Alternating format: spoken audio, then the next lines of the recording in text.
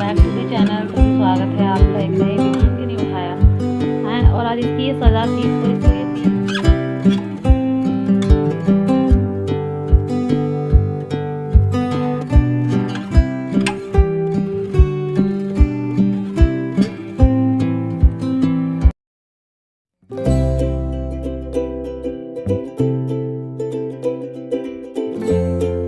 Hello friends and welcome back to the channel. तो जी स्वागत है आपका एक नई वीडियो के साथ। तो जी दोपहर से व्लॉग स्टार्ट कर रही हूँ। करीब 12:30 के आसपास का टाइम हो गया है। इवन धैर्य के आने का भी टाइम हो गया है। तो बस अभी अभी जो है ना मैं उठी हूँ, क्योंकि तबीयत जो है ना आजकल आप सबको पता ही है कि कितनी दिक्कत चल रही है। मॉर्निंग सिकनेस बहुत ज़्यादा हो जाती है कई बार। तो अभी वही चल रहा है, वही वाली। तो अभी जो कमज़ोरी है ना वो ठीक ढंग से गई नहीं है। और आज ये वाला सूट पहना और अभी बॉटम भी चेंज नहीं किया है, क्योंकि घर में रहती हूँ ना तो बस यही रहता है कि बस यही पहने रहो। लगता ही नहीं है कि टी शर्ट प्लाजो के अलावा कुछ अच्छा, क्योंकि गर्मी अब फिर दोबारा से घूम फिर के आ रही है, तो समझ ही नहीं आता कि मतलब दिक्कत क्या है। तो इसी वजह से ना चेंज करने का वो रहता है ना कुछ। तो बस अभी जो है ना जाना है धैर्य को लेने। ये स्कूल नहीं गई और मैंने इसको जान के नहीं उठाया है। और आज इसकी ये सज़ा थी और इसको ये फील हो रही है। फील हो रही है, हो रहा है फील। हाँ, फ़ील हो रहा। इसको मैंने इतना उठाया, लेकिन ये उठ के पता नहीं जान के कर रही थी या क्या कर रही थी। और आज इसकी छुट्टी हो गई और कल इसका जवाब इसको इसकी मैम को खुद देना पड़ेगा। अपनी मैम को खुद देगी कि कल इसने छुट्टी क्यों करी थी। अब ये देगी जवाब कल जाके। संध्या मैम इसके लिए वैसे भी बहुत पॉजेसिव हैं, पूछेंगी ज़रूर कि क्यों नहीं गई थी, क्यों नहीं आई तू स्कूल। और मुझे पता है, पक्का पता है मुझे, संध्या मैम पूछेंगी और ये खुद जवाब देगी। मेरे को इतनी आवाज़ें लगाई मैंने इसे, ये उठ के नहीं दी। गाइस मलाई खट्टी हो गई थी यहाँ पे, और ये चिल्ला मत। मलाई खट्टी हो गई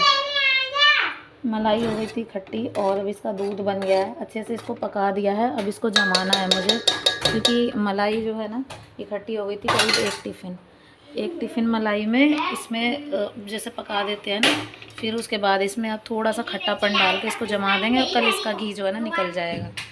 ठीक है गाइस, देखो इस सिरके की मिर्ची का क्या हाल है।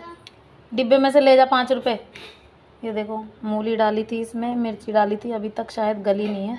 अभी इसको गलने में टाइम लगेगा। तो सिरके में ऐसे मिर्ची वगैरह डाल देते हैं ना, तो ये डाइजेस्ट करने में खाना वगैरह काफ़ी अच्छी रहती हैं और सही रहती है। हल्का सा चीरा लगा के डाला इन्होंने, मेरे को नहीं पता, वैसे मेरे हस्बैंड ने ही डाला था इसमें। तो सारा सिरका वगैरह सब डाल दिया। अब इसमें टाइम लगेगा, अभी इसको ढक के कुछ दिन के लिए और रखना पड़ेगा, तब जाके इसका कुछ होगा। तो जी अब चलते हैं अपने बाकी कामों की तरफ। तो यहाँ पे जो है ना ये कपड़ा रखा हुआ था मेरे पास, और करीब मुझे 2 महीने से ज़्यादा टाइम हो गया मैंने इस बार सिलाई वगैरह नहीं की। पता है क्या, सिलाई कर तो लेती मैं, लेकिन तबीयत जब इतनी ख़राब हो जाती है ना, तो डर ये लगता है कि शायद सिलाई वगैरह से ही हुई है, या कोई भी हम ऐसा कुछ सोच के बैठ जाते हैं कि इस वजह से हुई है। तो वो काम से डर लगने लग जाता है, और हुआ भी यही।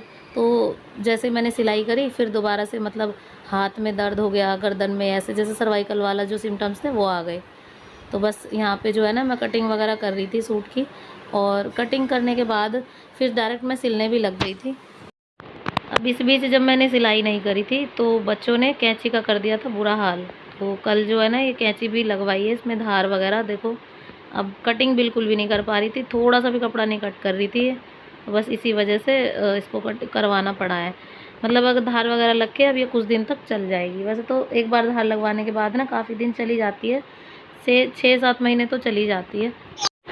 बाकी तो फिर अपने ऊपर है। अब यहाँ पे पेस्टिंग वाले गले लिए हैं। ये जो नेक डिज़ाइन है, ये फ्रंट नेक का डिज़ाइन है। ये इसको पान डिज़ाइन बोलते हैं, पान वाला डिज़ाइन है ये। इसको मैंने प्रेस की हेल्प से कपड़े पे चिपका लिया, जो एक्स्ट्रा कपड़ा बचा था सूट का। तो उसी पे दोनों गले पेस्ट कर दिए मैंने। पीछे का जो है ना वो राउंड नेक है, गोल गला, और आगे वाला जो है ना पान वाला शेप का है। तो बनाना शुरू करते हैं इसको। सबसे पहले करना क्या है, साइड का जो कपड़ा है ना इसको फोल्ड करेंगे। जो एक्स्ट्रा कपड़ा हम छोड़ते हैं ना इसको फोल्ड करेंगे, और साथ के साथ ही जो है ना इसको अटैच कर देंगे फ्रंट नेक पे। तो कई बार ऐसा होता है, हम जब सिलाई करने लगते हैं ना तो कुछ चीज़ की आदत जो है ना छूट जाती है। जैसे कोई भी काम है, मैं सिलाई नहीं कह रही हूँ, जैसे हम काफ़ी दिन का गैप देने के बाद अगर कोई भी काम यूज़ करते हैं, करना शुरू भी करते हैं ना, तो बहुत ज़्यादा मतलब दिक्कत इतनी होती है। और मेरे को वैसे भी इतनी दिक्कत इसलिए हुई क्योंकि मेरी तबीयत जो है ना अभी पूरी तरह से बिल्कुल भी ठीक नहीं है। आपको मेरी आवाज़ से भी पता लग ही रहा होगा। लेकिन कई बार ये होता है कि बाहर सिलवाने से अच्छा है, अगर फिटिंग वगैरह नहीं बैठी, कुछ भी दिक्कत हुई तो बस वही होगा कि कंफर्टेबल नहीं हो पाएंगे हम।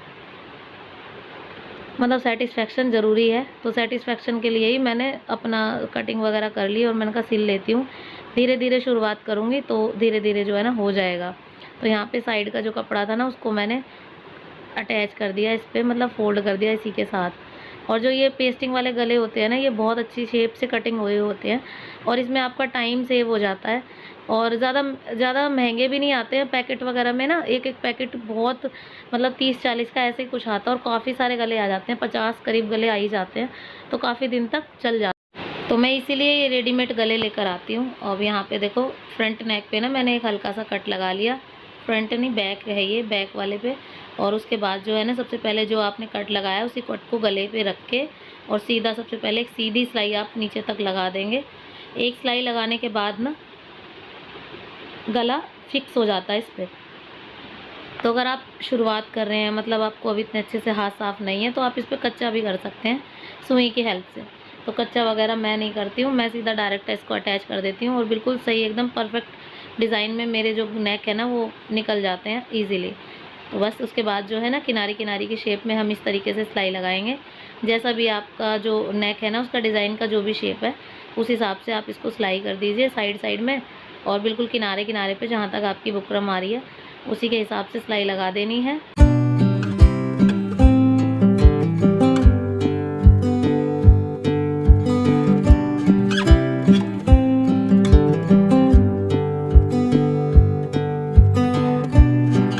अब जब ये पूरी सिलाई लग गई है तो अंदर का जो एक्स्ट्रा कपड़ा है उसको हमें कट करके इस तरीके से निकाल देना है और छोटे छोटे से कट लगा देने हैं ताकि अंदर जो है ना इजीली ये फोल्ड हो जाए जो नेक है ना।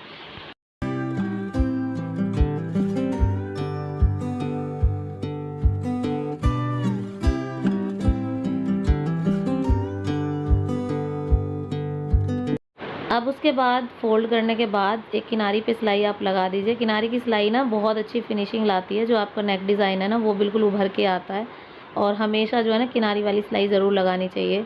उसके बाद आपको इसमें रफ़ सिलाई लगाने की ज़रूरत नहीं है, डायरेक्ट आप तुरपाई भी कर सकते हैं। अगर आप चाहें तो इस पर कर सकते हैं रफ़ सिलाई।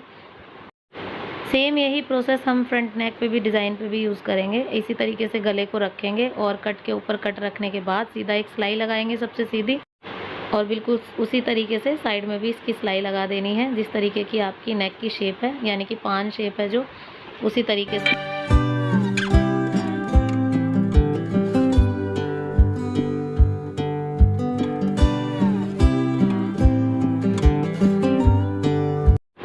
सो गाइज़ मेन काम होता है सूट में गले अटैच हो जाएं, फिर उसके बाद इजीली स्लीव्स साइड में जोड़नी है, क्योंकि मैं खुली बाजू लगाती हूँ और उसके बाद बस मैंने फिटिंग कर ली है।